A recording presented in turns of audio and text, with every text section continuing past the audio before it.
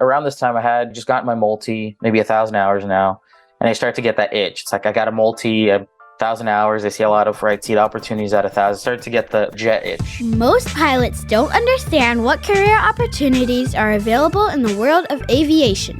They're making career decisions based on advice from friends or posts on internet forums, meaning they're taking huge risks with their livelihood without having all the details. This podcast was created to help you understand the aviation industry so you can find your dream job.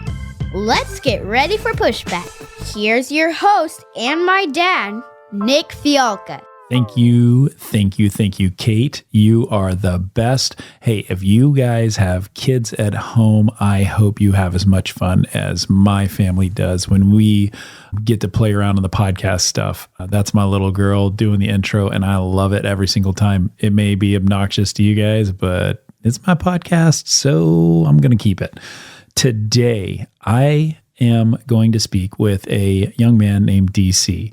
DC is in his 20s and he is at a major airline and he has done amazing things. He actually reached out to me. He said, hey, look, I know there's a million ways to skin the flight school cat and I've done one of them. I think my way is pretty creative. Do you want to talk about it? I was like, dude, let's do it. I am stoked to have this conversation and make it happen. So we did this and it is a great conversation. And I don't want to give too much away, but it comes down to community college. And that's what he did. And I love that.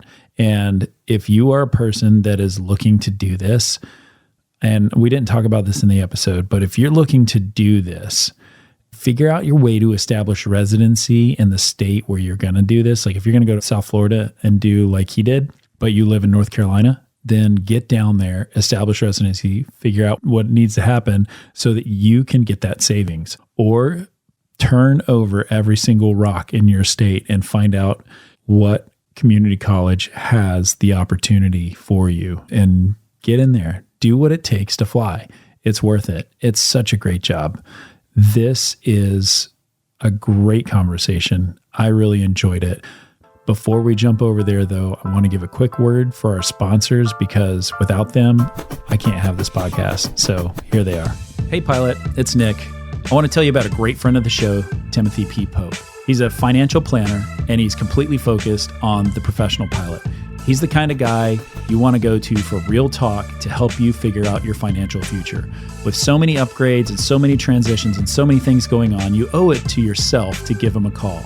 He'll help you design and execute really smart financial planning strategies, whether it's retirement planning, investment management, military transition, tax planning.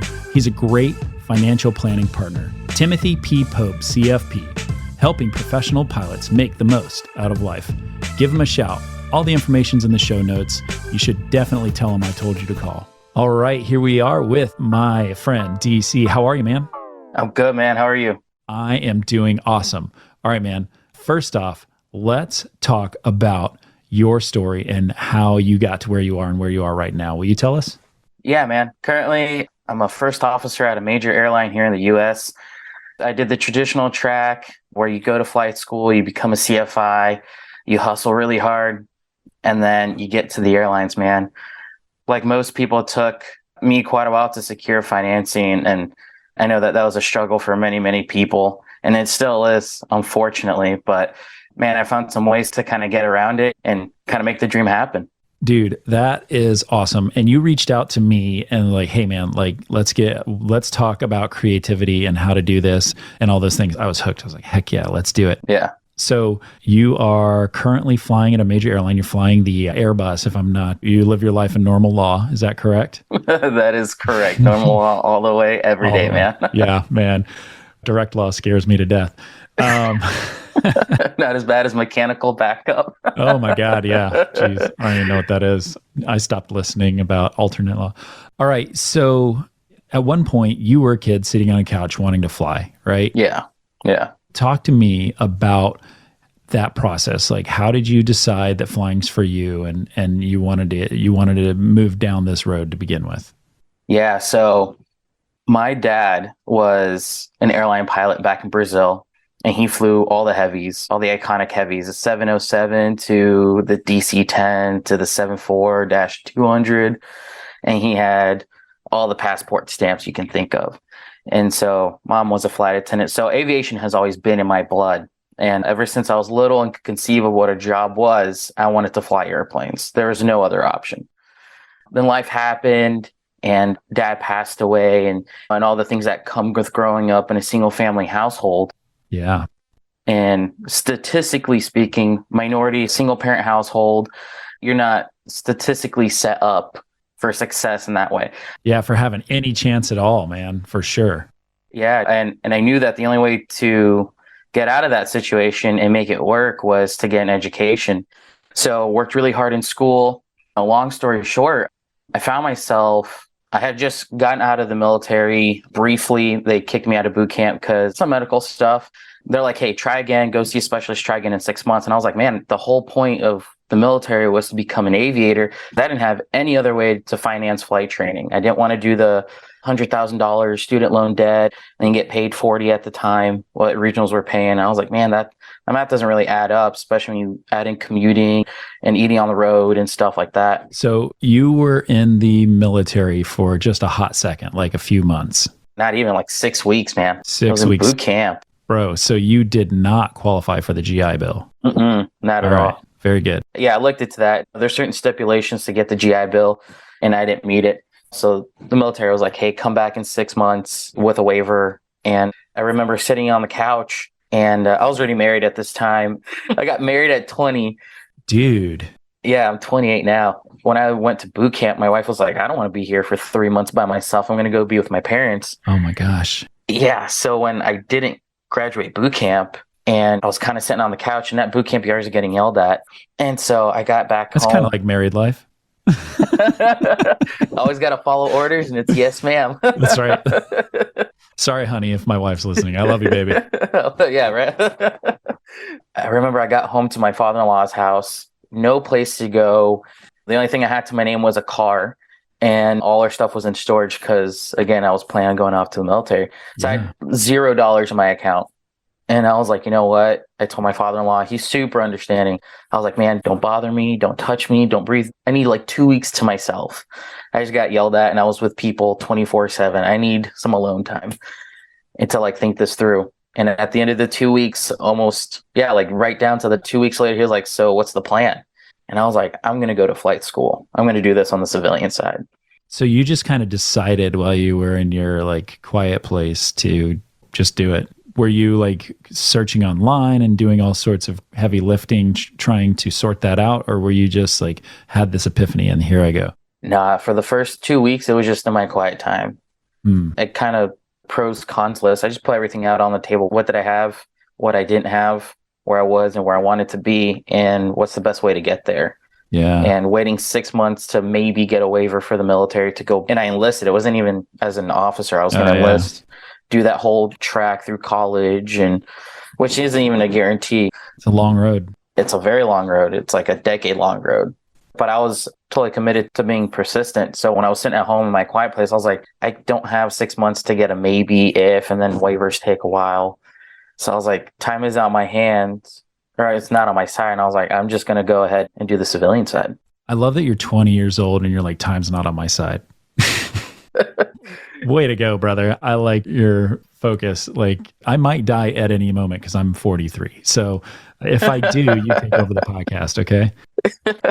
Hear it all the time from airline pilots, like seniority is king and the earlier the better. And I was like, I'm not old by any means. Even now, maybe it feels like I'm on the backside of the age curve a little bit on that bell, but I'm 28, certainly not old. Man. And I was like, man, I need to get a start on this.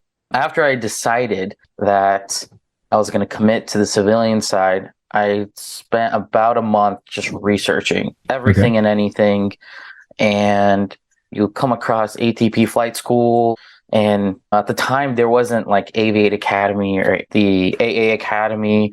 Flight schools didn't have partnerships with banks like Sallie Mae, and I think Wells Fargo was one of the providers for ATP. So that was the ATP exclusive.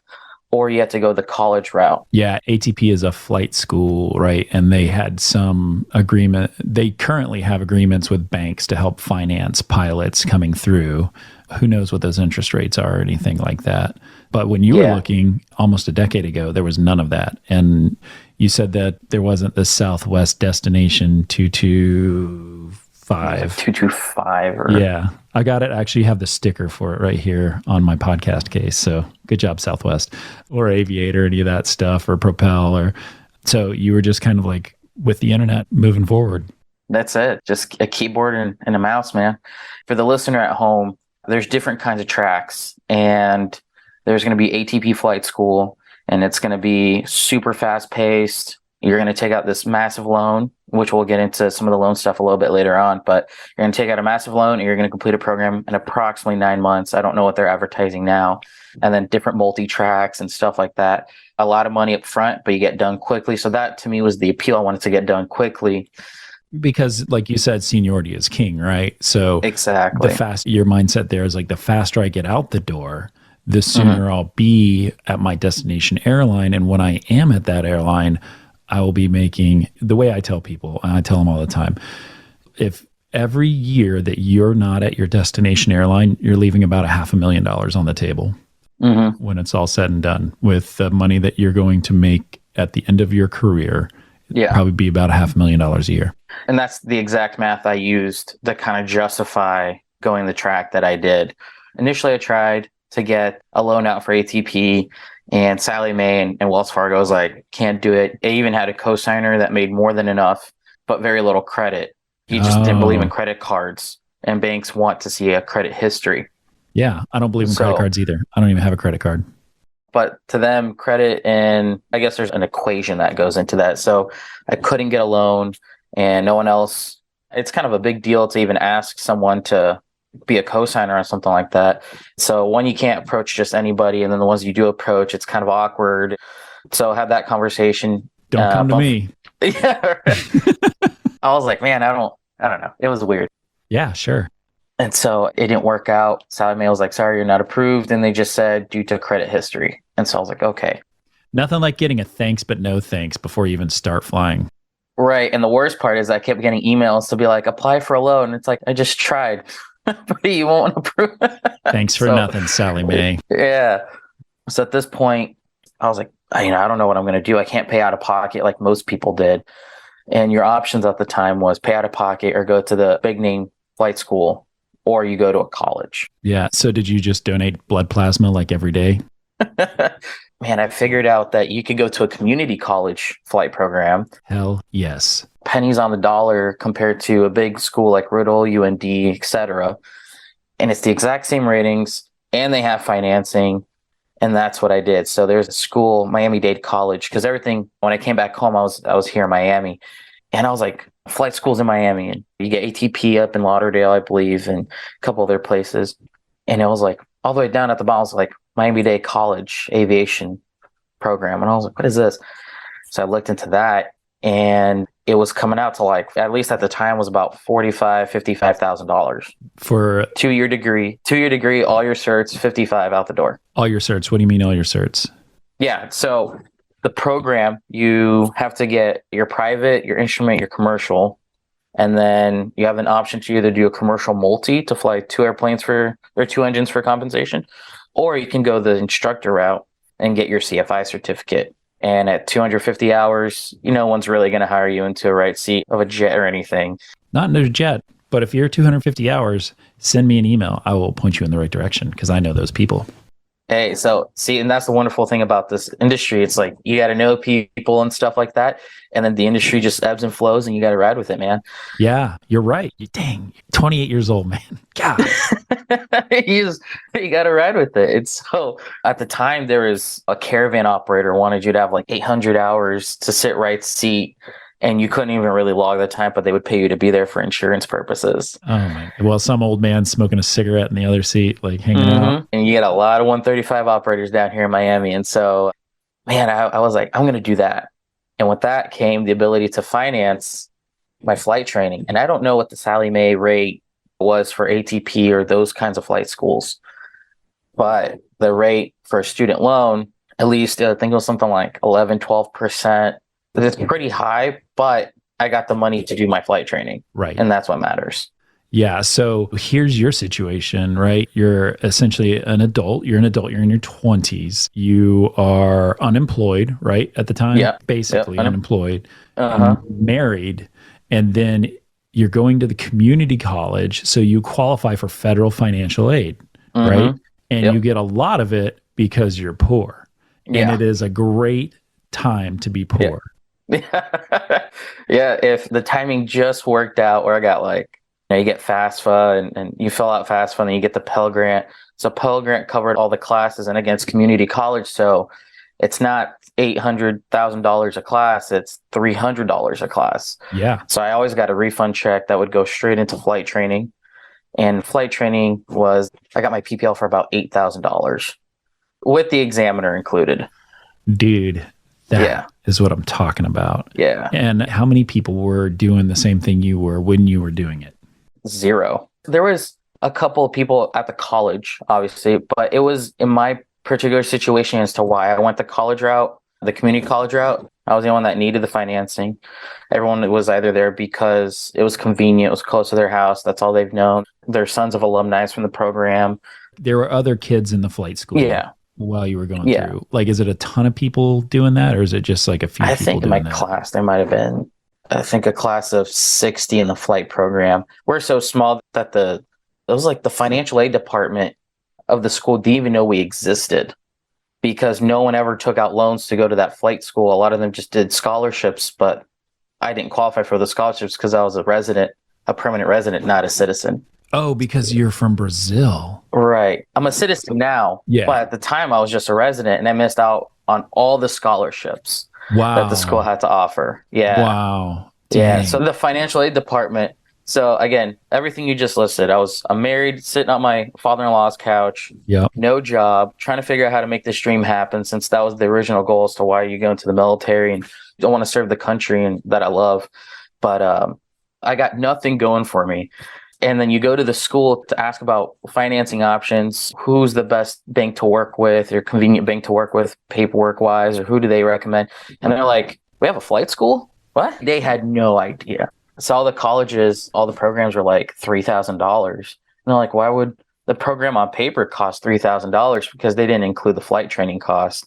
So some higher up, I had to finagle the system and get like the head of financial aid, have a meeting with him, and he knew of the program, but again, no one ever done what I was doing because they all got scholarships. So he's like, yeah, I'll approve the loan. Just send me emails and remind me, I'll approve it. So I had to go to the head of financial aid to do that. Listen, okay, first off, tenacity, baby. Like not taking no for an answer. Yeah. And because like when you hit your first wall, like you can either smash into that wall or you can bounce off of the wall. Mm-hmm. And first off, like my family are immigrants too. And so I feel like that's a very, very like immigrant idea to do is like, I'm going to keep pushing forward because I know what my goal is. I've already made it this far. Yeah. I'm not going to take no for an answer. And I love that because 90% of America would be like, well, can't do it. Yeah. So hell yeah, man. It was the journey, man. It was quite the journey to even get off the ground, quite literally. Yeah. Oh man. When my son listens to this, he's going to first off wonder what the cursing is all about. And second off, love these puns. So, okay. I have a couple questions. So you went through the program and you're doing the program. Were you also working on the side? Were you like at Chick-fil-A working or something like that? Like what were you doing? Yeah. So I actually had to get a job just because the loans only paid for the very bare minimum flight training. It's not even like I couldn't even afford to fill a check right and pay an examiner again. Okay. So I needed to hit everything up. So the flight training money or the loan money was already accounted for. So I had to get a job part-time at Starbucks. So I was the barista. I think I averaged something like 20 hours a week, 15 hours a week at the store. Do you remember what your wage was, what your hourly wage was there? It was $9.50 an hour. That's pretty good. When my first job was $4.25 an hour. My first ever job was like $7.50 cleaning hotel rooms. When I was that's the most Miami thing I've ever heard. So I grew up in Orlando. In Orlando, It's like Little Brazil. Here in Miami is like Little Havana. I call Orlando Little Brazil in certain parts. So that was the thing you do as an immigrant. You were in construction or you worked in housekeeping. My mom had it in with one of the departments, or my sister had it in with one of the departments. And I got my first job at like 16, 17 years old, cleaning hotel rooms, man. $7.50 an hour. So you were a barista. You used that money to kind of pay for day-to-day life, and then you used the loans to pay for the school part. Yeah. My father-in-law was super relaxed. The house was big enough for everybody, so I didn't have to pay rent. I didn't have to pay water, electricity, groceries. He knew of the struggle, and he was super understanding. Dude, that's so important, man, leveraging that. Did your wife come back and move back down to Miami? She was always down here. She was already there. You were gone at boot camp. Got it. Yeah, so we were in Orlando. I left for South Carolina to Marine Corps boot camp, and then she came down to Miami. Oh, man, you went to Paris Island. I did go to Paris Island. No CMs eating your ears doing pull-ups. Yeah, I know what that's all about. During the winter time, it was cold. I didn't know South Carolina could get so cold. It's such a miserable place. Sorry to pivot back to flight school. You're doing this. How long did it take you to finish up? A year and 10 months to the day. A year and 10 months. And you came out with which quals? Everything through CFI, no multi. During those months, I got my PPL, my private pilot's license, my instrument rating, commercial single, and then my certificated flight instructor. Okay. And how much money in debt were you at that point? Okay. At this point, I think like 45,000. Yeah. Sweet. At 10 or 11%, right? 10, 11, some government loans too. I took out, which are lower percentage, unsubsidized loans. Okay. That kind of helped fill the void. And then Sally Mae, that 12% was like to fill in the gaps. That was the time building money. That was, hey, I need an extra lesson kind of money. Yeah. And do you remember kind of what a monthly payment for all your loans looked like? So right now, all the government stuff is still on halt. You don't have to pay that back yet. But right now I pay $502 every month, Sally Mae. So we are 6 years past that point when you, maybe 5 years? So to kind of add on to that, after I finished my 2-year degree and my CFI, I got a job at the same flight school, and the flight school contracted out the flight training portion of it. So I worked for the contractor school called Pan Am. They had a 141 certificate. The flight training side, the 141 side, is no longer due to COVID, but I used to fly. I was being instructor with them, teaching the college kids. So it was kind of like a full circle moment for me. But I did that. And then while I was doing that, I transferred to Liberty University online to finish out a bachelor's degree. Okay. And so I didn't have to pay back Sally Mae. It kept accruing interest, but I didn't have to pay them back just yet. I just started paying them back August of last year. Okay, cool. Yeah. So you did, how long did the Liberty thing take you online? That's a good question. 2 years. Okay. Why did you choose Liberty? It was just convenient. It was for the working adult. And they know that if you're an online student, you're not attending classes. The online students are usually grown adults trying to just make the whole degree thing happen. And they have full-time jobs and families. So just the school, everyone has their own views and stuff, but they aligned with my views, basically. Yeah, it's a Christian school in Virginia, for sure, close to North Carolina border. I actually have a ton of family that went to Liberty. Yeah, it's crazy. Like, it's a great school. I mean, even the religious stuff aside, and the professors were always fantastic there. So even if you're late, it was like, man, hey, I have a flight. I'm so sorry. I had a crazy week. And they're like, yeah, just in the next 2 days, preferably, and let me know. And I turn an assignment late, and they'd work with me on it. Yeah, and they also have a really great flight program that has nothing to do with what we're talking about. And if anybody knows somebody in Liberty that wants to be on the podcast and tell us about it, let's go. I'd love to have that conversation. So you're doing the instructing and basically night schooling it, doing the online courses to finish your bachelor's degree, which I think is the smartest thing you could do because, and I'll do a quick aside here, like for those of you considering all of this, I know a lot of the airlines don't require a bachelor's degree, but if you can push towards that and get it, that's a really big check mark on your application. That could be the thing that puts you over the top because you are still in competition with people with those check blocks on their application. So highly recommend it. And just to piggyback off of that, airline pilots, again, always said seniority is king. And then they would be like, to be competitive, you need to do these lists of things. And so much in what happens in the airline world is totally out of our control, especially like the economy or maybe a merger, stuff like that. But I knew to be the most competitive I could be for my forever airline, I knew that I needed to get a bachelor's. I needed to volunteer, work my way up into maybe like a check instructor, which I did at both schools that I worked at. So volunteer and just kind of get out there and network a bunch. And those were everything that I try to do to set myself aside and apart from the competition. And so far, I mean, it's worked out great for me. Yeah, absolutely, man. So how did you get your multi-qual? Post COVID, so I was instructing in Miami. COVID happened, school shut down, gave us a month notice to kind of figure life out. I got a job at a school out in Texas called Coast Flight Training. Oh, yeah. And they handle all the American Airlines Academy cadets, and they run their own academy as well, Coast Academy. So I went out there, instructed a bunch, and then I used loans, federal loans from when I was attending Liberty. So I took out loans to pay for those classes, and then the remaining I would save. You do that I think it took me about 3 semesters to save up all the money. I think it was like $5,000 or so. And then I got my multi through just the school that I was instructing at. So with the money that I took out to pay for Liberty. Okay, got it. So let's say in basic terms, let's say you took, help me understand it. Like it took $20,000 loan out and Liberty cost me $15,000, but I still have a loan pulled. And so I can use that extra $5,000 for education, right? Right. And so, because they would always cut you a check at the end of, I forgot what part of the semester. It's around somewhere like in the middle, maybe just past the middle of the semester. They would be like, okay, all your school stuff is paid for. There's this X amount of dollars that's left over in your account, and they give it to the student, and the student can use that to survive, pay for food, extra books, whatever. It just, you can use it on whatever student, you want. You could go to Starbucks and buy everybody a mocha frappuccino. Pretty much, yeah. It's up to you to decide how you handle that money. Got it. So being fiscally responsible, or roll it back into your freaking loan that you just pulled out that's at 11%. You could, yeah, that was another option. At this point, I was about 950 hours in total time, and I knew the regionals were around the corner for me, so I was like, I need to get this multi done. Got it. So during COVID, you banged out your multi. Just afterwards. COVID's happening, you're at Coast. Mm-hmm. And then COVID's winding down and you're getting your multi. Right. It was about, I got to that school August of 2020. That was like 5 minutes ago.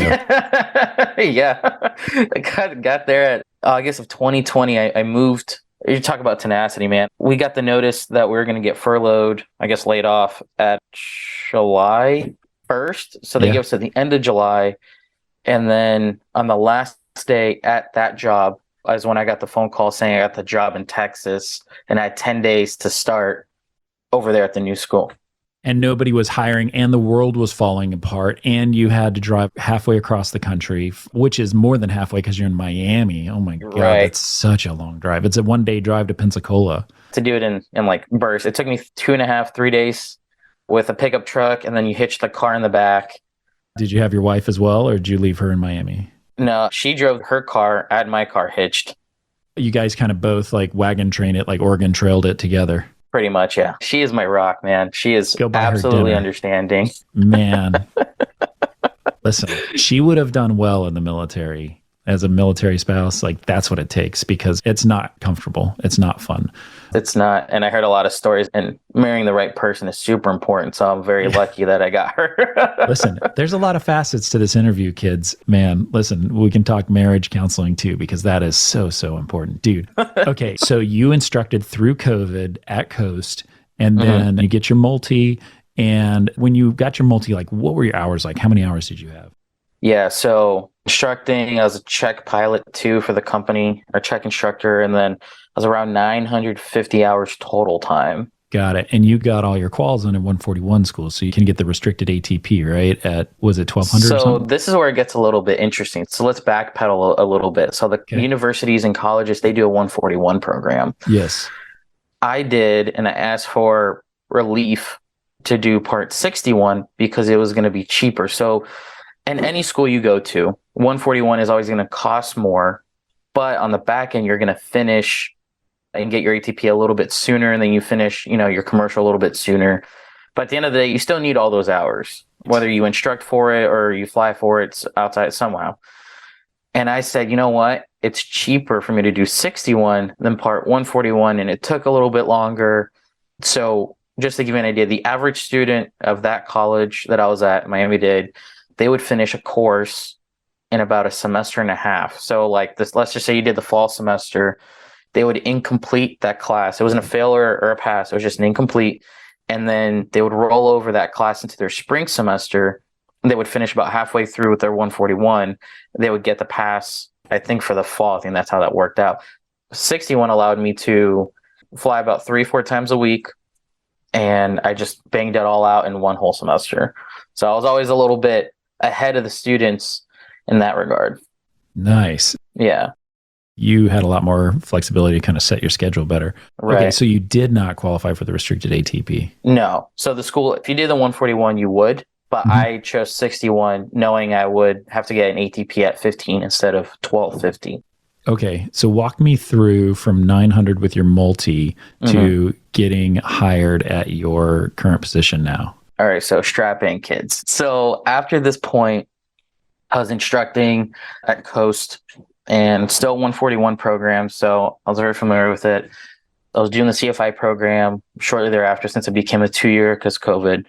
Started doing all the instructor stuff, flying a ton, and 50% of my time was ground, 50% was flight at the flight school. And then I started, around this time I had just gotten my multi, maybe 1,000 hours now, and I started to get that itch. It's like I got a multi, 1,000 hours. I see a lot of right seat opportunities at 1,000. I started to get the jet itch, but I just kept plugging away at my hours. I want to say at around 1,100 hours, if you live close to a flight safety or a CAE, which are these schools for professional pilots to get something called a type rating. Type ratings are qualification in a particular airplane. So not just a private pilot where you can fly in a range of different airplanes. A type rating is very specific, 737, Airbus, 320, et cetera, et cetera. And they are simulator companies. They do simulators. Correct. They are simulator companies. And so what I did is I threw my hat into, again, the whole network thing was still in the back of my head. I was like, what's a great opportunity to network and get some exposed to the jet world? Not so much flying the actual jet, but exposed to jet operations and crew resource management. I said, I'm going to get a job at flight safety as a right seater. And this one was a Citation 650. It's an old school bird, and different locations will have different opportunities like Gulfstream or Falcons, or so this one was all Citations. And I got on there, and it was short-lived because I think I was there for a couple of months, and then the school really picked up, and I had to make a decision to either quit that job and focus on flight training or stay with that job. I needed actual flight time. I thanked them for the opportunity. We went our separate ways in a professional manner, but that was what I did to kind of make a little bit extra cash on the side and get exposed to the jet world, crew resource management, things like that, running checklists and engine failures, and you get really good at that in the simulator. Oh, yeah. At this point, maybe 1,200 hours or so. And then it's super important to join these Facebook groups. That's how you and I got connected, Nick. And so just Facebook groups, obviously be respectful, be professional on there, and always treat it like... Or don't be a total jerk. I was like, man, there's HR people in these groups. I was like, I'm not going to say anything crazy. You got to be careful, man. Listen, guys, I am not paying him to say this. He has no idea that I talk about this all the time. Like, you are always on, and you always have to be careful. They are there. Sorry to interrupt, man. I always live my life as if I was to sit in front of the dream job and they pull up my Facebook account, what is that going to look like? And that's how I try to live my life. I've seen it happen. Man, when I worked in the union, I saw it happen. Gosh. It's brutal, man. I heard so many stories. So join these Facebook groups, be professional, be respectful, use commas and proper grammar. What the damn emojis? And I got in touch with this one guy who used to fly TBM 850s. Again, I was still in Texas at this point. He was flying TBMs for this one guy, and he's all about mentorship, and that's his niche. He likes to mentor the younger pilots. So out of nowhere, I reached out to him, and I said, hey, man, I got your phone number from this person or a mutual friend. I hope this isn't a bad time. He's like, kind of caught off guard. Yeah. And so we started some rando calling you? Yeah. At the end of that conversation, I was invited to right seat instead of the TBM with him and do some 91 legs. Oh, man. Yeah. So I don't know God's good grace, I ended up in the right seat of a turboprop, getting exposed to that world. Yeah. And then they would call me, the owner, anytime he would lend out his airplanes to his friends or whatever, they would always want a second pilot, and that would be the person that they would call. Making yourself valuable. Yeah. Being a good dude. That's what it takes. And I had all the quals to log the time. And so if it was like an empty leg, again, you're going to hear empty legs or passengers in the back. It didn't really matter because it was still Part 91 flying. Doesn't matter. At some point, he would just kind of there along for the ride, and I would do everything, start the engine, taxi out, flight plan. And you're the best thing he could have had. He's like, finally. So 16 hours of turbine PIC time, man. My little humble beginnings. 16? It's 16 hours of turbine PIC came from that TBM. That's beautiful. That's beautiful. That's beautiful. Super awesome, man. That guy was awesome. So we still keep in touch today. Yeah, for sure. I apologize for interrupting. No, you're fine. So you've got this time. It looks like you're kind of starting to move forward towards bigger and better things. How'd you make that jump? So kind of rewind, when I was back at MDC, we had gotten visits from different regionals, and one of them was my former employer, Republic. And I got on as a cadet. There's an interview process. They give you a CJO contingent upon getting your hours and your multi and then not failing. Oh, okay. I think more than 1 or 2 check rides or something like that. Yeah. I had a CJO. And so fast forward, I always kept that in my back pocket. Even through COVID, they didn't let anybody go. They weren't hiring, but you were still part of the program. And they also shut down that base in Miami too. They did. And that was the main reason to go to Republic. Oh, I know. Yeah, it was a real bummer. At this point, I was in Texas. I didn't foresee coming back to Miami anytime soon. And regardless, I was in Austin. So I was going to commute regardless. Yeah. Of what carrier I went to. Doesn't matter how much money you make, by the way, you're still going to be poor in Austin. Sorry. We could talk about the housing market if you want, Yeah. but that's a whole Lord. other podcast, man. Just give Elon a call. He'll help you out. Seriously. So at this point, I was flying TBM from time to time, doing the instructor, running the CFI course at the flight school. I was getting my time. Got my time December of 2021. And what do you mean by you got your time? You got 1,500? Yeah. So I was instructing 1,400 hours, 1,450. And the magic number is 1,500 hours. Because again, I did it Part 61 and not through the 141 program at the college. So I needed 1,500 hours. And then underneath that, there's going to be certain like sub requirements of how much flight time do you have at night? How much flight time do you have as piloting command, etc. Yep. So I met all the requirements. I think they'll take you with 1475 because the rest of the time you do in the simulators at the company training. So I went with 1482, 83, something like that. Did Republic send you to ATP CTP or did you pay for that? No, they sent me. So I went to JetBlue University in Orlando. Oh, cool. Yeah. Back home. Did you stay at any of the hotels you used to clean? Down the street from the hotel I used to clean. It all comes back around. That's amazing, isn't it? Yeah, when I was cleaning one of the hotels, it was the big window down the hall. You could see the approach path into MCO. Oh, yeah. And every single day I would see all the majors come in, Spirit, Frontier, JetBlue, American, United, all come in. And then I was in training at my airline down the street from where I used to clean those hotel rooms. Dude, that is so beautiful. It was kind of emotional, to say the least. Yeah. I don't know if anybody knows what the American Dream's all about, but you could write a book about this, dude. Like, this is so good. I got to pinch myself. I sincerely say that sometimes. I got to pinch myself. I'm an airline pilot. Yeah. You know? God is good, man. It's so Always. Good. At this point, I got my time, my 1,500, went off to CTP. And so that's also required course, a prerequisite to get your ATP certificate at your airline. Every airline pilot has it.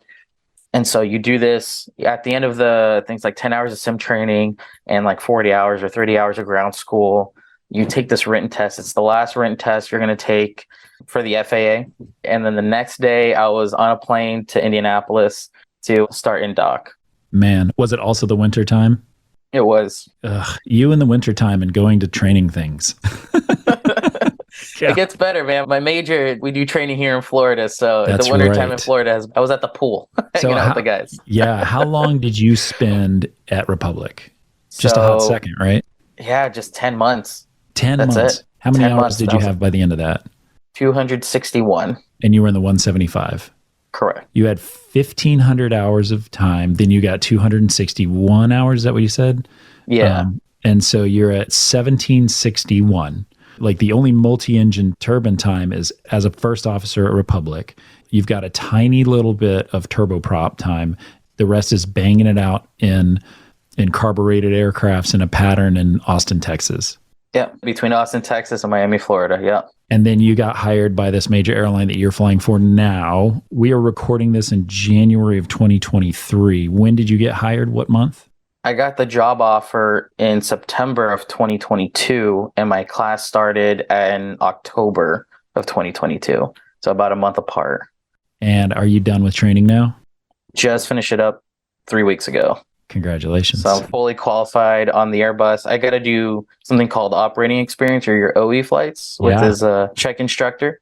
Once you get off to an airline, you can't just fly the airplane by yourself. Just you got to go in with a check airman or a check instructor, and then you got to do X amount of hours with them. And then from there, if you get the blessing from the company and the check airman, you're flying with regular captains. Did you move back to Florida? I did. So during training at Republic, we knew that we were kind of come back to Florida, Miami to be specific. Yeah. We're going to move back to South Florida.